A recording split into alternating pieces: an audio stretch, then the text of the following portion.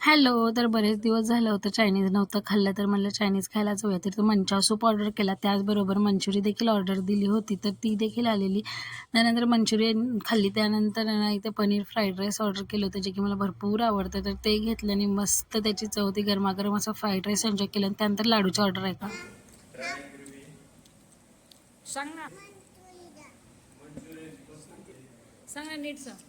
त्यानंतर ना गेलो फालुदाच्या शॉपमध्ये, तर एक फालुदा ऑर्डर केला, त्याचबरोबर एक रबडी ऑर्डर केली. तर रबडी तरी ते लाडूनेच घेऊन बसली, तर म्हणलं आता ही आपण फालुदाच खावा. तर फालुदा मस्त रोज फालुदा होता, तो देखील मस्त एन्जॉय केला. गरमीमध्ये थंड असं काहीतरी एकदम छान वाटतं.